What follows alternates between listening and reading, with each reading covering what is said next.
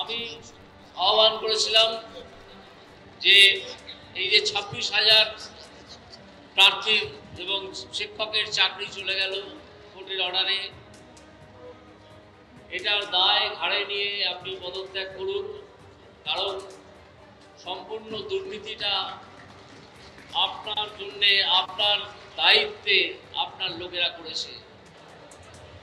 তারা supreme court গেছেন, রাজ্য সরকার গেছেন, আরও অন্যান্য অথরিটি যারা মুখ পুড়িয়েছেন নিজের, তারাও সুপ্রিম কোর্ট গেছেন।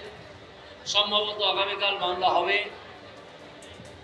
সুপ্রিম কোর্টের সাধারণ যে নিয়ম সেটা হচ্ছে একটা সাময়িক স্থগিতাদেশ দিয়ে তারপর সব পক্ষ তৈরি হয়ে এলে মামলা হিয়ারিং করার জন্যে কিছুদিন বাদে সেই মামলার হিয়ারিং হয় এবং চূড়ান্ত ফয়সালা হয়।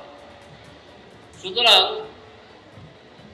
কালকে এই মামলায় সুপ্রিম কোর্ট স্থগিতাদেশ দিতেও পারে, নাও দিতে পারে।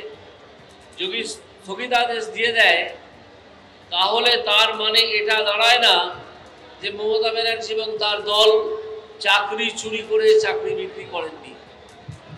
সেটা নির্ধারিত হবে যখন ফাইনাল হিয়ারিং হবে তখন। মানুষ খেকো বাঘ একটা চলতি কথায় আছে, আর এরা হচ্ছে চাকরি খেকো বাঘ। যখন দেখছে আর কিচ্ছু করার নেই তখন সব চাকরি খেয়ে নাও। আবার প্রধানমন্ত্রী এসে নাটক করে বলে গেলেন, এখানেই বলে গেছিলেন মনে হয়, কি বলে গেলেন, ए तो तृणमूल कांग्रेस के लिए हुआ है, तो आपको पता था कि आप किसी को देके आपका पार्टी पहले ऑर्डर करके ए लोगों को नकड़ी खा लेंगे। আমি পরিষ্কার বলি, আমরা তাদের সাথে আছি, আমরা ছিলাম, আমরা থাকবো।